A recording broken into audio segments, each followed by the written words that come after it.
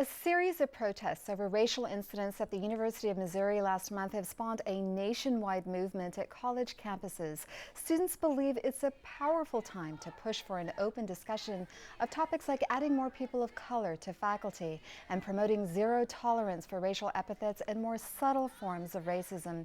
Joining me are Erin Bruce, Chief Diversity Officer of San Diego State University, and Ashley Haughton, a San Diego State senior studying Africana Studies and Social Work. Ashley, let's start with you.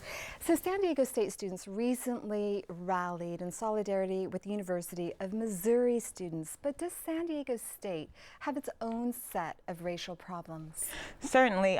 Even though we live in San Diego and it's much more diverse than Ferguson, we have more opaque types of racism, and sometimes we forget about that, and that's kind of what you experience at San Diego State. It's much more subtle, and they call it microaggression now, and it's much more of that versus the blatant forms of racism. Well, I want to talk about that a little bit more, but would you say that there's institutional racism?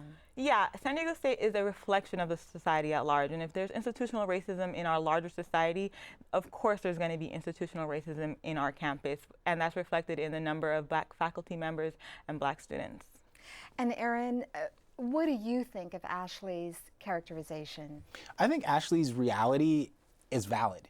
I think it's important to acknowledge the realities that students have, but as one of the top 6 most ethnically diverse universities in the nation, we know there's going to be challenges, and it's a work in progress just like it is everywhere else in the country. So what is the university doing to address those challenges? Well, I think one of the things is that we're preparing students to be successful leaders in a diverse workforce, which means that we need to expose students to difference, whether it's sexual orientation or whether it's ability or whether it's students who are part of our military and veterans population. By exposing students in different ways throughout the course of their academic career, through classes as well as through other extracurricular activities they might participate in, we can begin to chip away at some of those biases and address some of the institutionalized racism that might exist on campus or at large throughout our country. What about the issue of faculty and diversity? What have you seen here at San Diego State? Our faculty is not Black faculty isn't really represented on campus, and when it is, it's very concentrated in the Africana Studies department. And what that does is, in other classrooms where you have African American students and you don't see your African American professors, it kind of creates this disconnect between the student and the faculty. And the only way to address that is to have a more representative population in faculty.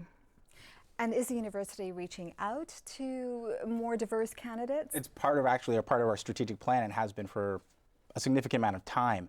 One of the things we're doing is we're finding creative ways to do outreach and recruit.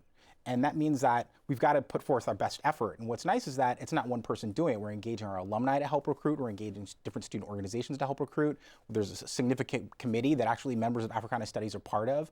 And I think that's part of the process, is that because we're aware of these important issues, we're taking the lead nationally in a lot of ways to put a dent in it. It doesn't mean that we're going to get it right every time, but I think one of the things that we have been able to do is even including people like the Chief Diversity Officer in the interview process when finalists come to campus. Very quickly, I have a couple of important topics to cover. You mentioned microaggression. What is it? How prevalent is it?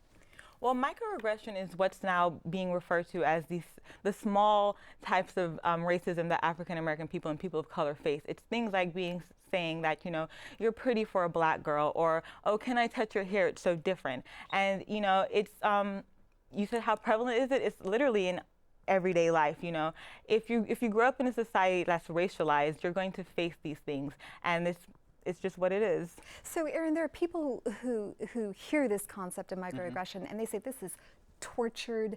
This just creates a sense of victimhood. What's your take on this? Well, I think it's a reality. I think it's a reality, and it even goes beyond race, whether it's gender or whether it's ableism. I think those things are prevalent, whether it's homophobia. There are things that people say that are hurtful. It's our job as a university to create an environment that's supportive of our students and teaching them the appropriate way to be successful leaders in a diverse workforce. Finally, in 30 seconds or more, I know that there have been more than 5,000 studies showing that microaggression is harmful, that it affects student performance and even their mental health. How do you get people to think differently about race? First, it starts with changing the institution and, making the African American presence more prevalent. And then it starts with training, like the cultural competency training and cultural diversity training.